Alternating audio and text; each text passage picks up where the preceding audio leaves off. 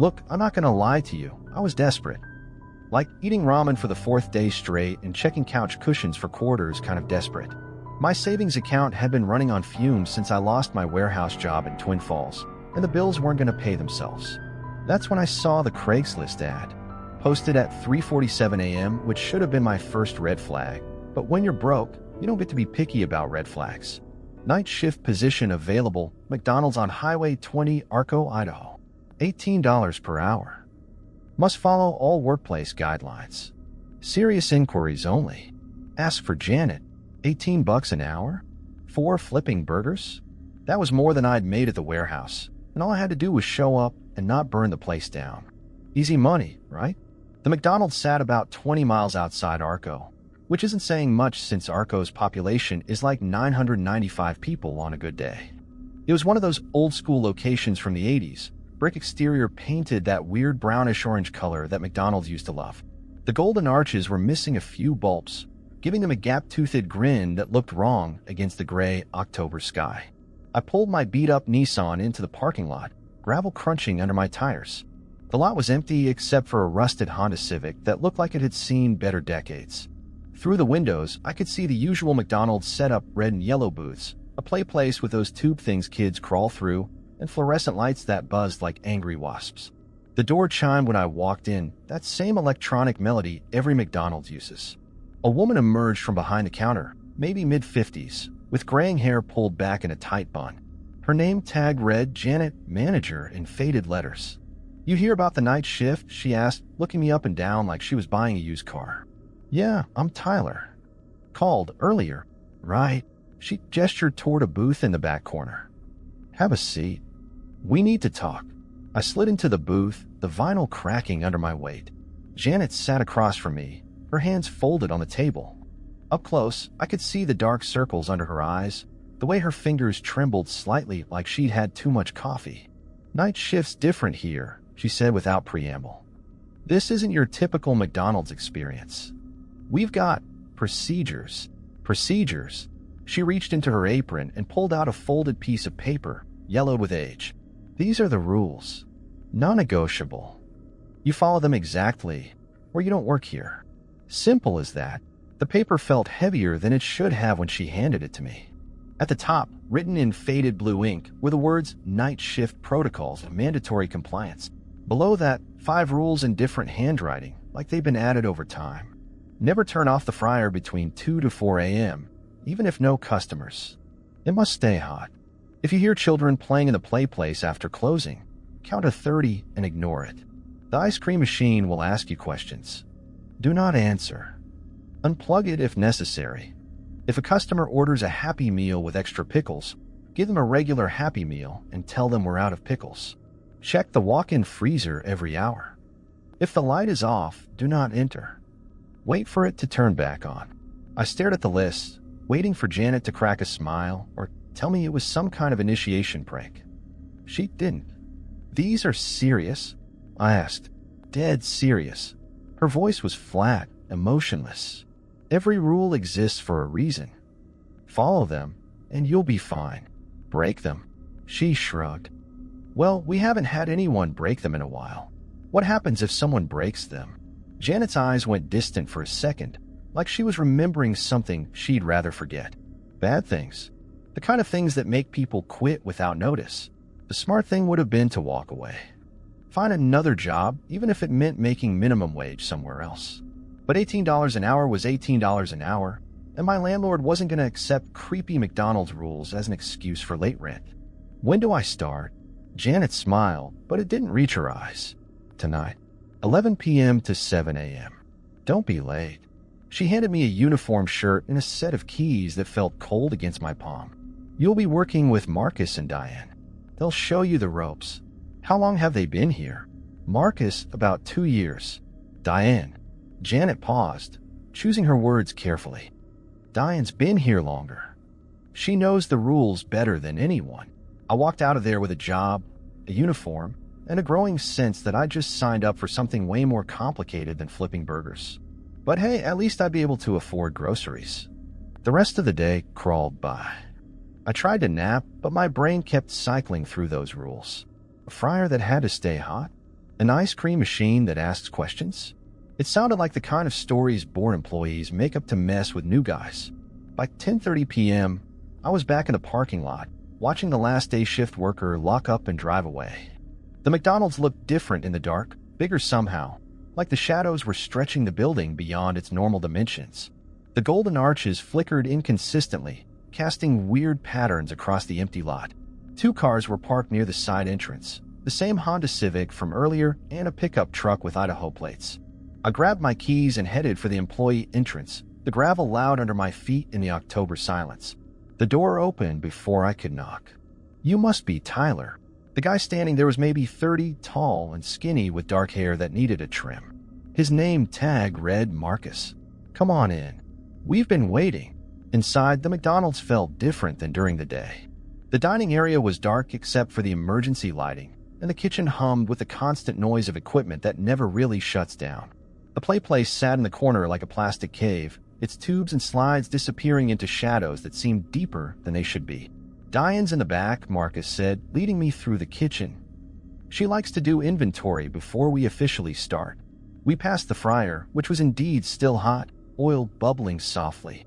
The ice cream machine stood silent in the corner, its digital display blank. Everything looked normal, but something felt off, like the building was holding its breath. "So what's the deal with the rules?" I asked, trying to keep my voice casual. Marcus stopped walking. "Janet gave you the list?"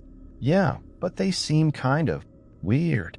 "Yeah, I thought so too when I started." He resumed walking, but slower now. "First week, I figured it was just some corporate thing, keep the new guy in line. But then I tried to turn off the fryer one night. Figured I'd save the company some money on gas." He paused at the walk-in freezer, its door closed tight. "That was a mistake." "What happened?" Before Marcus could answer, a woman emerged from the freezer, carrying a box of frozen patties. She was maybe 40, compact and efficient-looking, with prematurely gray hair and eyes that seemed to take in everything at once. "You're Tyler," she said. "Not a question." "Yes, ma'am. I'm Diane. I've been here longer than anyone should be." She set the box on the prep counter with a thud.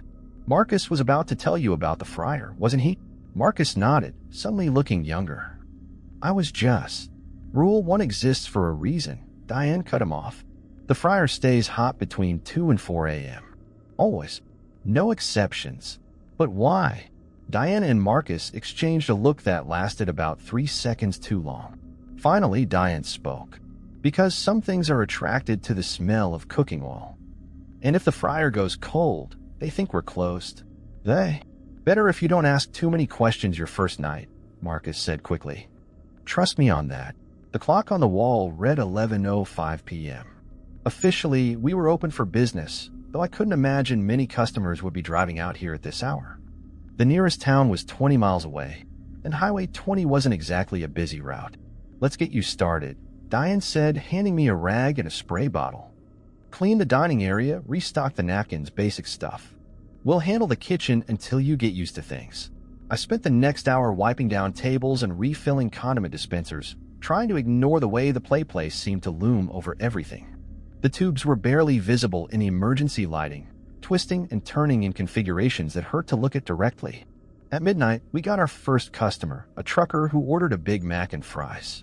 Normal stuff. He ate in silence, glancing occasionally at the play place, then left without saying much. Just another guy trying to stay awake on a long haul. "Quiet night so far," I mentioned to Marcus as I cleaned the guy's table. "They usually are," he said. "Most nights, anyway." "What about the not quiet nights?" Marcus was quiet for a long moment, focused on cleaning the grill. "Rule number 2, he said finally. "You'll understand soon enough." At 1:30 a.m., I was restocking cups when I heard it, a soft sound from the play place. Like someone walking around in there, plastic creaking under their weight. I looked over at the tubes, but they were dark and empty. Had to be the building settling, right? Old buildings make noise. The sound came again, clearer this time. Footsteps. Small ones, like a kid running through the tubes. "Hey," I called to Marcus. "You hear that?" He looked up from the fryer, his face going pale. "What did you hear?" "Sounds like someone's in the play place."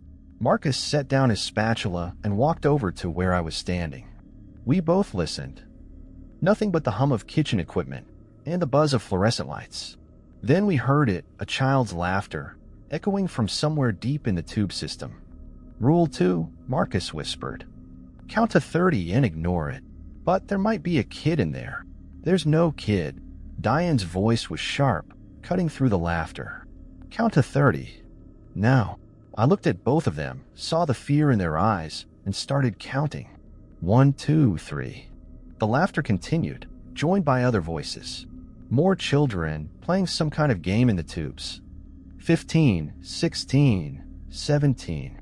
The voices got louder, more excited, like they were getting closer. 25, 26, 27. I could swear I saw movement in the tubes now, shadows that didn't match the emergency lighting. 28, 29, 30. The laughter stopped, just like that. Complete silence. What the hell was that? I asked, my voice barely above a whisper. Something that shouldn't be here, Diane said. But it is. And as long as we follow the rules, it stays in the play place. It better if you don't ask questions, Marcus repeated, but his hands were shaking as he went back to the fryer. I wanted to push for answers, but something about the way they both looked exhausted, haunted, like they'd seen things they couldn't unsee, made me shut up. The next hour passed without incident. A couple more truckers came through, ordered food, ate in silence, and left. Normal customers doing normal things. But I couldn't shake the feeling that something was watching us from the play place, waiting for one of us to make a mistake. At 3:15 a.m., I was cleaning the shake machine when it happened. The ice cream machine's display lit up, showing not the usual menu options but words. What's your name? I stared at the screen, my mouth going dry. Rule 3 flashed through my mind. The ice cream machine will ask you questions. Do not answer. Unplug it if necessary. Hello? What's your name? My finger hovered over the power button. This was insane. Machines don't ask questions. They don't have conversations. There had to be a rational explanation. I know you're there. I can hear you breathing. I yanked the plug out of the wall. The display went dark instantly, and the machine fell silent. But for just a second, I could have sworn I heard something like a sigh coming from inside it. Smart move, Diane said from behind me. I jumped, not having heard her approach. What the hell is wrong with this place? Nothing's wrong with it, she said, plugging the machine back in. The display came back on, showing normal menu options. It's just old. Sometimes old places collect things. Things. Memories. Echoes. Pieces of what used to be. She looked at me with those tired eyes. The trick is learning to live with them. By 4 a.m., I was starting to understand why Janet had looked so worn down. This wasn't just a job. It was like being a night security guard at a museum full of things that shouldn't exist. The fryer bubbled constantly, filling the kitchen with the smell of hot oil. Every hour, I checked the walk-in freezer, relieved each time to see the light was still on. The play place stayed quiet after the laughter incident, but I could feel it there, waiting. At 5:30 a.m., just as I was starting to think we might make it through the night without any more weirdness, a customer walked in. Middle-aged guy, baseball cap, looked normal enough. He ordered a Happy Meal with extra pickles. I remembered Rule 4 just in time. Sorry, we're out of pickles, I said, handing him a regular Happy Meal. He stared at me for a long moment, his eyes reflecting the fluorescent lights in a way that made my skin crawl. Then he smiled. That's okay, he said. I understand. He took the Happy Meal and left without eating it. Through the window, I watched him walk to his car, but instead of getting in, he just stood there staring back at the building. After a few minutes, he got in and drove away. Good, Diane said. You're learning. What would have happened if I'd given him the pickles? Nothing good. The rest of the night passed without incident. At 6:50 a.m., the day shift manager arrived, a cheerful woman who seemed completely oblivious to the undercurrent of wrongness that permeated the place. How was your first night? She asked as I gathered my things. Quiet, I said, which was technically true. Janet appeared as I was clocking out. So you'll be back tomorrow? I looked at the rules in my hand, then at Marcus and Diane. They both looked exhausted but somehow relieved, like they'd survived another battle. Yeah, I said. I'll be back. Because despite everything, the voices in the play place, the talking ice cream machine, the customer who wanted pickles, I needed this job. And maybe, just maybe, I was starting to understand that some things were worth protecting, even if I didn't fully understand what we were protecting them from. The next night started the same way, me pulling into the empty parking lot at 10:30, the McDonald's looking like some kind of way station between the normal world and someplace else. The golden arches flickered their irregular pattern, and I could see Marcus and Diane moving around inside, getting ready for another 8-hour stretch of controlled weirdness. "You came back," Marcus said when I walked in. He sounded genuinely surprised. $18 an hour is $18 an hour. "That's what I said 2 years ago," he replied, but there was something in his voice, regret, maybe, or warning. Diane was already at the fryer, making sure it was hot and ready. She glanced at me as I clocked in. "How'd you sleep?" "Didn't really. Kept thinking about last night." "That's normal. Takes about a week to adjust." She paused, spatula in hand. "Some people never adjust." "What happens to those people?" "They quit. Usually in the middle of a shift." She went back to the fryer, but I caught her glancing toward the play place. "Sometimes they just disappear." Disappear. Job's not for everyone, Tyler. No shame in walking away. But I wasn't walking away. Not yet. I needed the money, and more than that, I was starting to need answers. What was in the play place? Why did the ice cream machine ask questions? And what was the deal with the pickle guy? The first few hours were quiet. A couple of truckers came through, ordered normal food, ate in silence, and left. I was starting to think maybe the first night had been a fluke, some kind of hazing ritual for new employees. Then 2 a.m. rolled around. I was restocking napkins when I heard it, the sound of the play place that made my blood freeze. Not laughter this time, but singing. A child's voice, high and sweet, singing Old MacDonald Had a Farm. Oh, the voice sang, and I could hear it moving through the tubes, getting closer to the dining area. "Rule 2, Marcus said quietly. "Count to 30, but this time I couldn't just stand there and count. The singing was too clear, too real. What if there really was a kid in there? What if some kid had gotten locked in during the day and was trapped?" I started walking toward the play place. "Tyler, don't." Diane's voice was sharp, urgent. "Count to 30 and ignore it." "But what if?" "There's no kid in there," she said. "There's never been a kid in there. Not since 1987. What happened in 1987? Marcus and Diane exchanged that look again, the one that said they knew things they didn't want to know. "Little girl named Amy," Diane said finally. 7 years old. "Birthday party here went wrong. She crawled into the tubes and..." She trailed off, shaking her head. "And what?" "And she never came out. Not alive, anyway." The singing continued, closer now. I could see shadows moving in the tubes, small shapes that didn't match the emergency lighting. "Oh," the voice sang, and now it sounded like it was coming from right behind me. I spun around, but the dining area was empty. Just plastic tables and chairs and the constant buzz of fluorescent lights. "Count," Marcus said. "Just count. 1, 2, 3. The singing got louder, more insistent. Other voices joined in, a whole chorus of children who shouldn't be there.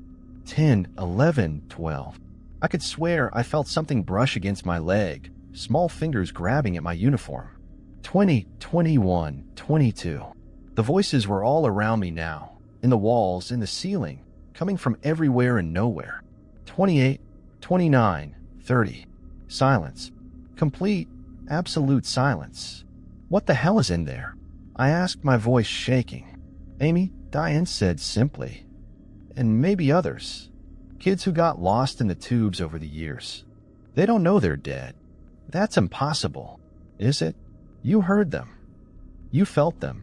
She was cleaning the grill with mechanical precision, like she'd had this conversation before. "This place has a history, Tyler. And history doesn't always stay buried." I wanted to argue, to find some rational explanation for what I'd experienced. But the feeling of those small fingers, the sound of that singing voice, it was too real to dismiss.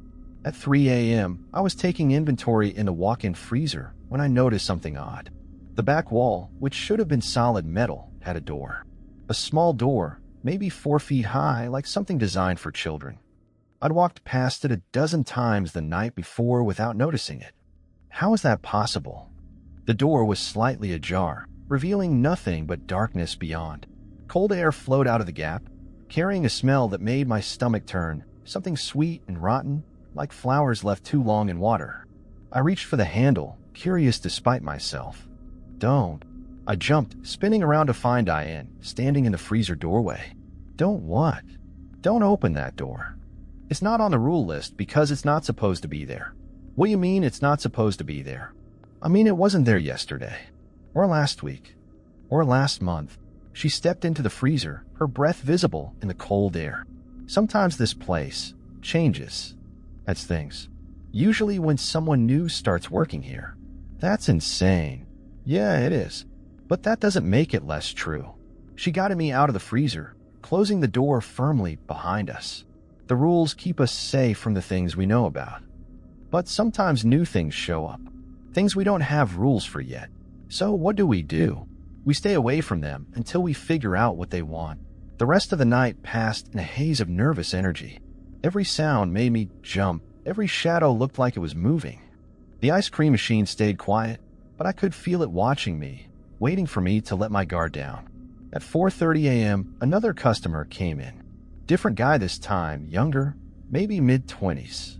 He ordered a Big Mac meal and sat down in the corner booth. Nothing unusual about him except for one thing. He was wearing his baseball cap backward. I remembered something from the rules at my last job, something about backward caps being a sign of trouble. But there was nothing about that in these rules. This was just a normal customer, right? The guy ate his meal in silence, occasionally glancing toward the place. When he finished, he approached the counter. "Can I get a Happy Meal?" he asked. "With extra pickles? Rule 4. I remembered it clearly. If a customer orders a Happy Meal with extra pickles, give them a regular Happy Meal and tell them we're out of pickles. "Sorry, we're out of pickles," I said, handing him a regular Happy Meal. He stared at me for a long moment, his eyes reflecting the fluorescent lights in a way that made my skin crawl. Then he smiled, and I saw that his teeth were too white, too sharp. "That's okay," he said. "I understand." But this time, he didn't leave. He took the Happy Meal and sat back down in the corner booth, staring at the place. "Diane," I called quietly. "We might have a problem." She looked over at the customer, and I saw her face go pale. "Marcus." "Code yellow." "What's code yellow?" "It means we might need to close early," Marcus said, his voice tight. "And it means you need to start learning the unwritten rules." "Unwritten rules?" "The ones we don't put on paper because they're too dangerous to write down." Diane was watching the customer carefully, her hand hovering near the phone. Like what to do when someone doesn't leave after you refuse their order. The customer was still staring at the place, his Happy Meal untouched in front of him. As I watched, he slowly turned his head toward us, that too sharp smile never leaving his face. "Hello," he said, and his voice carried across the restaurant like he was speaking directly into my ear. "I'm still hungry." "We're closed," Diane said loudly. "You need to leave." "But I'm still hungry," he repeated. "And I know there's food in the back. I can smell it." He stood up, moving with a fluid grace that reminded me of a predator. As he walked toward the counter, I noticed his footsteps didn't make any sound on the tile floor. "Marcus hit the lights," Diane said. Marcus flipped a switch, and the dining area plunged into darkness. Only the emergency lighting remained, casting long shadows across the empty tables. "I can see in the dark," the customer said, and I could hear the smile in his voice. "I've been practicing." "Back door?" Diane whispered. "No." We retreated to the kitchen, but the customer followed, his silent footsteps somehow still audible despite making no sound.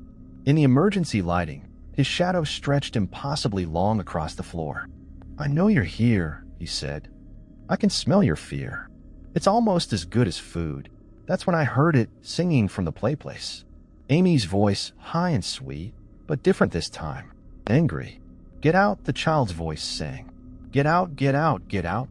The customer stopped, his head tilting like a dog hearing a high-pitched whistle. "Hello, little girl," he said. "Wanna play?" "Get out." The place erupted in sound, children's voices screaming, plastic tubes rattling, something heavy slamming against the walls. The emergency lights flickered, casting crazy shadows across the restaurant. The customer laughed, a sound like breaking glass. "I like games." He started walking toward the place, and I realized with growing horror that he was going to go inside. into the tubes where Amy and the other children were trapped. "We have to stop him," I said. "No," Diane grabbed my arm. "We stay here. Let them handle it. Them. The children. They've been here longer than any of us. They know how to protect this place." The screaming from the play place got louder, more urgent. I could hear the customer laughing, the sound getting fainter as he crawled deeper into the tubes. Then, suddenly, silence. The emergency lights stopped flickering. The play place went quiet. Even the hum of the kitchen equipment seemed muted. "Is it over?" I asked. Diane walked to the dining area and flipped the lights back on. The customer was gone. His happy meal sat on the table, untouched and somehow wrong-looking, like it had been there for years instead of minutes. "Yeah," she said. "It's over." "What happened to him?" "Same thing that happens to anything that threatens the children. He got lost in the tubes." She walked back to the kitchen, her movements tired. "He'll find his way out eventually. Maybe in a few decades. The children did that. The children protect this place. As long as we follow the rules, they protect us too." She started cleaning the grill again, her hands steady despite everything that had just happened. "That's why Rule 2 exists. Count to 30 and ignore it. Let them know we're not a threat." The rest of the night passed without incident. The play place stayed quiet, the ice cream machine behaved itself, and no more customers came in asking for pickles. But I couldn't shake the feeling that I just witnessed something that would change everything. The children in the play place weren't just echoes or memories. They were guardians, protecting the restaurant from things that were even worse than they were. And I was starting to understand that the rules weren't just about keeping us safe from the supernatural. They were about keeping the supernatural safe from us. By my third night, I was starting to develop a routine. Check the fryer hot and bubbling. Check the walk-in freezer light on, mysterious doors still slightly ajar. Check the play place quiet but watchful. Check the ice cream machine normal menu display, no questions. But routines have a way of making you careless, and carelessness in a place like this could be fatal. "You're getting too comfortable," Diane said as I clocked in. She was standing by the fryer, but instead of her usual mechanical cleaning, she was just staring at the oil. "What do you mean? You're starting to think you understand this place. That's dangerous, don't I?" She turned to look at me, and I saw something in her eyes I hadn't seen before: fear. Not the general wariness she always carried, but specific, immediate fear. "How long have you been here, Tyler?" 3 nights. "And how many of the rules have you seen in action?" I counted in my head. 4. All except the freezer one, right? Rule 5. The one about the light being off. She walked to the walk-in freezer and put her hand on the door handle. "Want to know why that's the most important rule?" "I'm not sure I do." "Smart answer. But you need to know because tonight's different. Tonight, the light's going to go off." "How do you know that?" "Because it always goes off on the 3rd night. For new employees." She opened the freezer door, and I could see the harsh fluorescent light inside, illuminating shelves of frozen food. It's like a test, to see if you'll follow the rules even when you don't understand them. What's in there when the light's off? Things that used to be people. Things that got lost in the cold and never found their way back. She closed the door with a soft click. But mostly, it's Amy's mother. Amy's mother? Sarachin. She came looking for her daughter the night Amy disappeared. Searched the whole restaurant, including the freezer. Found something in there that shouldn't have been there. What? A door. Same kind of door that appeared after you started working here. But this one led somewhere else. Somewhere cold and dark and full of things that whisper your name. I felt my stomach drop. The door in the freezer, is it connected to what happened to Amy? Everything's connected, Tyler. Amy got lost in the play place, so the play place became her home. Her mother got lost in the cold, so the cold became hers. And now, she trailed off, shaking her head. Now what? Now you're here, and new doors are appearing. Which means something's coming for you, too. Marcus emerged from the break room, looking unusually serious. "Light's already flickering," he said. "Started about an hour ago." I looked toward the freezer, and sure enough, I could see the light inside stuttering like a dying bulb. "How long until it goes out completely?" "Usually around 2 a.m., Diane said. "Same time Amy starts singing."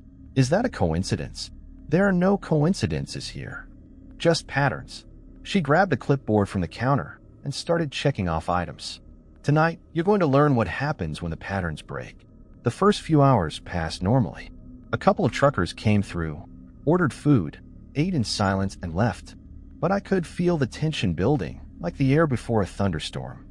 At 1:30 a.m., the light in the freezer went out.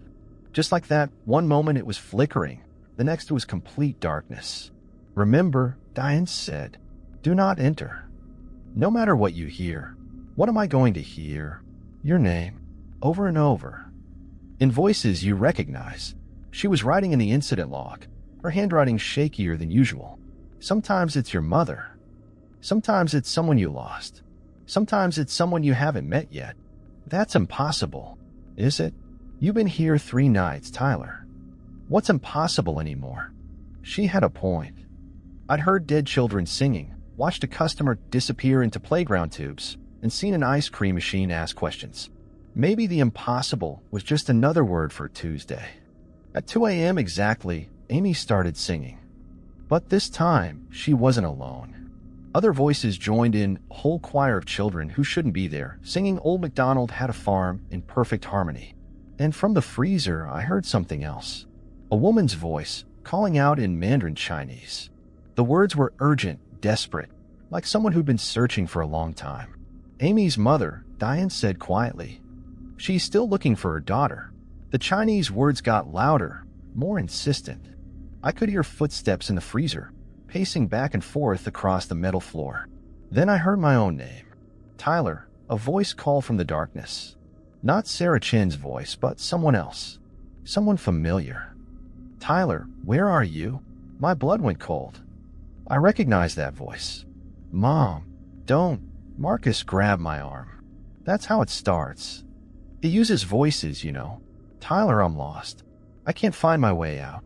It was definitely my mother's voice. The same tone she used when she was scared, the same accent from growing up in rural Montana. But my mother was alive and well, living in Billings, probably asleep in her own bed. "Tyler, please. It's so cold in here." I took a step toward the freezer. "Tyler, stop." Diane's voice was sharp. "That's not your mother, but it sounds exactly like her. That's the point. It takes voices from your memory, your fears, your guilt. It knows exactly what will make you open that door." The voice from the freezer got more desperate. "Tyler, I'm scared. Please help me." I could feel tears starting to form in my eyes. Even knowing it wasn't real, the voice was so convincing, so chat controls Sonnet 4. The voice from the freezer got more desperate. "Tyler, I'm scared. Please help me." I could feel tears starting to form in my eyes. Even knowing it wasn't real, the voice was so convincing, so perfectly my mother's that my hand was already reaching for the door handle. "Tyler, don't." Diane stepped between me and the freezer. "Look at me. Focus on my voice."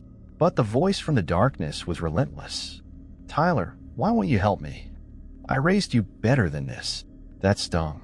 That was exactly something my mom would say. The guilt trip she'd use when I didn't call often enough or forgot to send a birthday card. "She's not in there," Marcus said, but I could hear the uncertainty in his voice.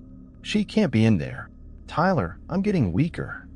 The cold it's taking me." My hand was on the door handle now. The metal so cold it burned my palm. Through the crack under the door, I could see nothing but absolute darkness. "I'm coming, Mom," I whispered. That's when Amy started screaming. Not singing this time, screaming. The sound of pure terror that cut through the fake voice like a knife through paper. The other children joined in, their voices creating a wall of sound that made the windows rattle. "She's trying to warn you," Diane said urgently. "The children know. They can see what's really in there." The voice from the freezer changed, becoming less like my mother and more like something trying to sound like my mother. "Tyler, don't listen to them. They're just dead children. I'm your mother. I'm real." But the desperation was wrong now. Too forced. Too practiced. Like someone reading from a script they'd memorized but never really understood. "That's not her," I said, finally letting go of the door handle. "No," Diane agreed. "It's not." The screaming from the play place got louder, more urgent. I could hear the tubes rattling, plastic crashing against plastic as the children threw themselves against the walls. What are they trying to tell us? That we need to leave. Now. Diane was already moving toward the back door. The light's been off too long. Something's coming through. Coming through from where? From wherever that door leads. She grabbed the keys from the hook by the register. Some doors shouldn't be open, Tyler. And some doors shouldn't exist at all. The temperature in the restaurant was dropping.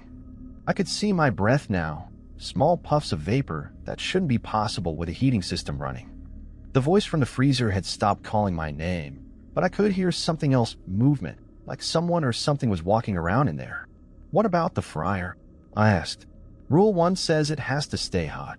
Rules change when the patterns break, Diane said. Right now, the most important rule is staying alive. We were almost to the back door when I heard the freezer door open with a soft click. Cold air rushed out, carrying that same smell of sweet rot I'd noticed before. But now it was stronger, more concentrated, like opening a jar of flowers that had been left in water for weeks. Run, Marcus said. We ran. Out the back door, across the parking lot, toward our cars. Behind us, I could hear the McDonald's itself groaning, like the building was in pain. The golden arches flickered faster now, casting seizure-inducing patterns across the empty lot. My car, I panted, fumbling with my keys. No, Diane grabbed my arm. We stay together. One car. We piled into Marcus's pickup truck, and he gunned the engine. As we pulled out of the parking lot, I looked back at the restaurant. Something was standing in the doorway. Something tall and thin and wrong, wearing the shape of a person but not quite getting the proportions right. It watched us drive away with eyes that reflected the flickering neon like an animal's. What the hell was that? Sarachin, Diane said quietly. Or what's left of her. But you said she got lost in the cold. She did. But things that get lost in the cold don't always stay lost. Sometimes they find their way back. Changed. We drove in silence for a few minutes, McDonald's disappearing behind us. But I could still see the golden arches in the side mirror, flickering like a beacon in the darkness. So what now? I asked. Now we wait, Marcus said. See if the building settles down. Sometimes it does, sometimes it doesn't. And if it doesn't, then we find new jobs, Diane said. Again. This isn't the first McDonald's we've worked at, Tyler. And it probably won't be the last. She was staring out the window at the dark Idaho landscape. Some places collect the supernatural. Usually because of tragedy, trauma, things that leave permanent marks. But sometimes the supernatural follows us. People who work these kind of jobs, who deal with the impossible on a daily basis, we get marked. And once you're marked, you attract weirdness wherever you go. I felt a chill that had nothing to do with the October air. Are you saying I'm marked now? 3 nights is usually enough, Marcus said. Sorry, man. But on the bright side, at least you'll never have trouble finding work. There's always demand for people who can handle the weird stuff. We ended up at a 24-hour diner in Arco, nursing coffee and waiting for dawn. The place was normal, aggressively normal, with checkered floor tiles and a jukebox that played actual songs from actual decades. The kind of place where the strangest thing that happened was someone ordering their eggs over easy instead of scrambled. So what's the real story? I asked when we'd been there for about an hour. About Amy, about the rules, about all of it. Diane and Marcus exchanged another one of their looks. Then Diane sighed. The real story is that Amy Chint disappeared in 1987. 7 years old, birthday party, went into the play place and never came out. The official report said she somehow got outside and wandered into the desert. They found her body 3 days later, about 2 miles from the restaurant. But that's not what really happened. No, Amy never left the play place. She got lost in the tubes, found something in there that shouldn't have been there, and became part of it. Her mother came looking for her, searched everywhere, including the freezer. Found a door that led to somewhere cold and dark. She went through it and never came back. And the rules started appearing after that. Different managers, different employees, all trying to figure out how to coexist with what the restaurant had become. Some rules worked, some didn't. The ones that worked got passed down. What about the ones that didn't work? The people who tried those rules didn't stick around long enough to pass them down. I thought about that for a moment. So we're basically guinea pigs. We're survivors, Marcus corrected. The guinea pigs are the ones who don't make it past the first week. Speaking of which, Diane said, checking her watch, Sun's coming up. We should head back, see if the building's settled down. Do we have to? Unless you want to abandon your car and hitchhike back to Twin Falls. Yeah, the drive back was tense. None of us knew what we'd find when we got there. Would the McDonald's be back to normal? Would it be a smoking crater? Would Sarah Chin still be standing in the doorway, waiting for us? What we found was somehow worse than any of those options. The McDonald's looked exactly the same as always. Golden arches flickering their irregular pattern. Parking lot empty except for my beat-up Nissan. Even the lights were back on in the dining area, like nothing had happened. That's not good, Diane said. Why not? It looks normal. Because it's never normal after something like that. There should be damage evidence, something to show that the barriers between dimensions got torn open for a few hours. So what does it mean? It means whatever came through is still here. It's just hiding. We sat in the truck for a long moment, staring at the restaurant. I could see the day shift manager inside, going through her opening routine like it was just another Tuesday morning. She doesn't know, I said. Day shift never knows, Marcus said. They can't see it. Or they choose not to see it. Must be nice. Yeah, it is. My phone buzzed. A text from Janet, building inspection today. Need all-night shift employees to come in for interviews. 10 a.m. Building inspection? I showed them the text. Shit, Diane said. That's not good. Why not? Because building inspections mean questions. And questions mean people who don't know the rules poking around in places they shouldn't be. We ended up waiting in the parking lot until Janet arrived. She looked even more tired than usual, her hand shaking as she unlocked the front door. You three, she said when she saw us. Inside? Now, the restaurant felt different in the daylight. The play place looked like a normal playground, all bright colors and cheerful cartoon characters. The ice cream machine displayed its normal menu. Even the walk-in freezer looked ordinary, just a metal door with a standard industrial handle. But I could feel it underneath the normalcy, like a frequency just below the range of human hearing. The wrongness was still there, just masked by fluorescent lights and the smell of fresh coffee. Building inspectors coming at noon, Janet said without preamble. City's been getting complaints about strange noises, weird smells, people seeing things that shouldn't be there. What kind of complaints? The kind that get restaurants shut down. She sat heavily in one of the booths. I've been managing this place for 15 years. I've seen employees quit, transfer, disappear. I've seen things that would make a normal person question their sanity. And I've kept this place running because I understand that some things are bigger than profit margins. But corporate doesn't understand. They just see declining revenues and weird incident reports. They want answers, and if I can't give them answers, they'll find someone who can. What do you need us to do? I need you to make sure the inspector doesn't find anything unusual.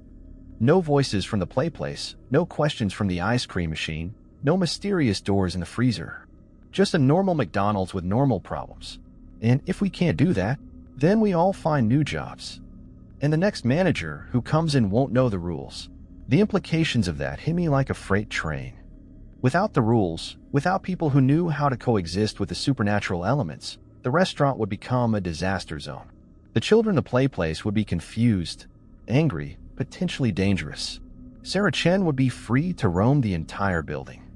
And whatever was behind that door in the freezer would have free reign to come and go as it pleased. We'll figure it out, I said. Will we? We have to. The inspector arrived at exactly noon.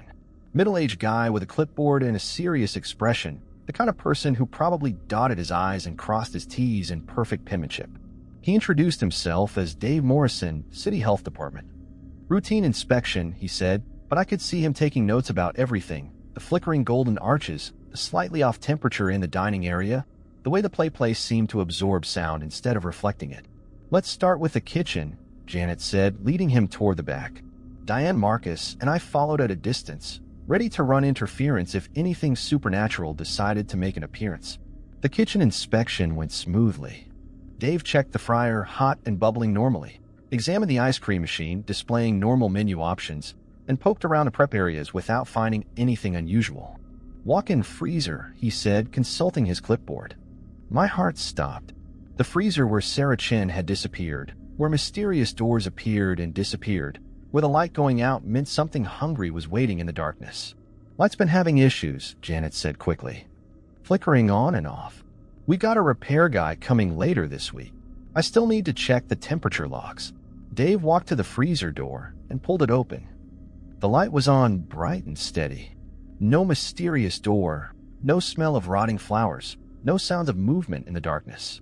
Just a normal freezer full of normal food. "Looks good," he said, making notes on his clipboard. We were in the clear. Everything was normal, everything was fine, and in a few minutes Dave Morrison would leave with a clean inspection report. That's when Amy started singing. Old MacDonald had a farm. Her voice drifted from the play place, sweet and clear and completely impossible to ignore. Dave looked up from his clipboard. "Is someone in the playground?" "No," Janet said quickly. "Sometimes the tubes echo sounds from outside. Kids playing across the street." Now Amy sang, and now other voices were joining in. Dave walked toward the play place, his pen poised over his clipboard. "That's coming from inside the tubes." "Acoustics," Marcus said desperately. "The tubes are designed to amplify sound. Makes it seem like voices are coming from inside when they're actually coming from outside." And the animals on his farm. The children sang in perfect harmony. Dave was at the entrance to the play place now, looking up into the tubes. "Hello," he called. "Is someone in there?" The singing stopped instantly. "See," Janet said. "Just echoes." But Dave wasn't convinced. He pulled out a small flashlight and shined it into the tubes. "I need to check this for safety violations." "Sir, that's really not necessary." "I'm afraid it is." Dave was already climbing into the tubes, his flashlight beam dancing across the plastic walls. "Rule 2, I whispered to Diane. "Count to 30 and ignore it." "Won't work," she whispered back. "He's not one of us. He doesn't know the rules." We watched in horror as Dave crawled deeper into the play place, his flashlight beam getting fainter as he moved through the maze of tubes. We could hear him calling out, his voice echoing strangely in the enclosed space. "Hello? Anyone in here?" Then his voice changed. "What the hell?" The temperature in the restaurant dropped 10 degrees in as many seconds. The lights flickered, and I could hear that familiar sound of children's laughter, but different this time. Not playful, but predatory. "Get out!" Amy's voice drifted from the tubes. "Get out, get out, get out." "I'm trying," Dave called back, but his voice was fainter now, like he was moving away from us instead of toward us. The laughter got louder, more insistent. I could hear Dave crawling through the tubes, his movement becoming more frantic. "I can't find the exit," he called. "The tubes, they're not the same as when I came in." "They're never the same," Diane said quietly. "That's how Amy got lost. We have to help him. We can't. If we go in there, we'll get lost too." Dave's voice was getting more distant, more desperate. "Help. I'm lost. The tubes keep changing." That's when I heard the other voice. The one that had been calling my name from the freezer. "Come play with us, Dave. Come play with us forever." Oh God, Dave's voice was barely a whisper now. "There's something in here. Something that looks like a little girl, but wrong. All wrong." The laughter stopped. Complete silence from the play place. "Dave," Janet called. "Dave, can you hear me?" No response. We waited for what felt like hours, but was probably only minutes. The play place remained silent, its colorful tubes looking innocent and cheerful under the fluorescent lights. "Is he?" I started. "He's lost," Diane said. "Same as Amy. Same as all the others. We have to call someone. The police, the fire department, someone. And tell them what?" That health inspector got eaten by a haunted playground. Janet was pacing now, her hands shaking worse than ever. "They'll think we're insane. So what do? We wait. Sometimes people find their way back out. Sometimes they don't. And if he doesn't, then we have a bigger problem than a failed inspection." We spent the rest of the day waiting. The day shift came and went, oblivious to the drama. Customers ordered food, ate their meals, and left without noticing anything unusual. The play place sat quiet and innocent, giving no sign that it had just swallowed a human being. At 6 p.m., as the day shift was closing down, Dave Morrison walked out of the play place. He looked exactly the same as when he'd gone in, same clothes, same clipboard, same serious expression. But his eyes were different. Empty, like looking into the windows of an abandoned house. "Inspection's complete," he said, his voice flat and emotionless. "No violations found." He handed Janet a report marked passed and walked out of the restaurant without another word. "That's not good," Diane said. "Why not?" "He passed us. Because that's not Dave Morrison anymore. That's something wearing Dave Morrison's face." I felt sick. What happened to the real Dave? He's still in there. In the tubes. Playing with Amy and the others. She was staring at the play place with an expression I couldn't read. And what came out is something that's going to report back to whatever sent it. Send it. You think it's a coincidence that a health inspector showed up the day after we had a major supernatural incident? Something's been watching this place, Tyler. Something that wants to know what we're hiding. So what do? We follow the rules, Janet said. We do our jobs. And we hope that whatever's coming next, we're ready for it. That night, I went back to work.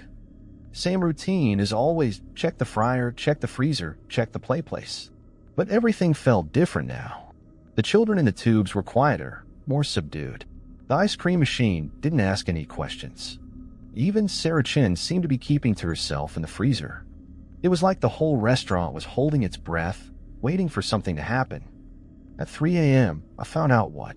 The front door opened, and Dave Morrison walked in. Or the thing that looked like Dave Morrison. Its movements were too fluid, too coordinated, like someone had taught it how to walk but hadn't quite gotten the rhythm right.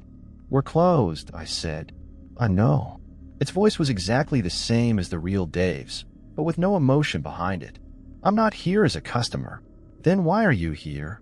"To make you an offer." It sat down in the corner booth, the same one where the pickle customers always sat.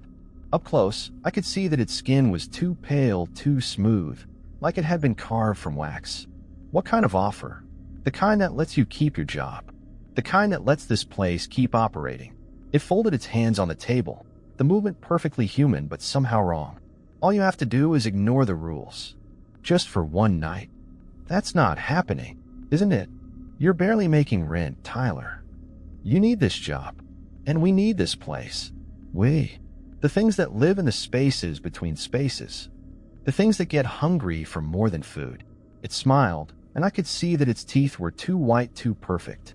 "This restaurant is a doorway. A thin place where our world and yours overlap.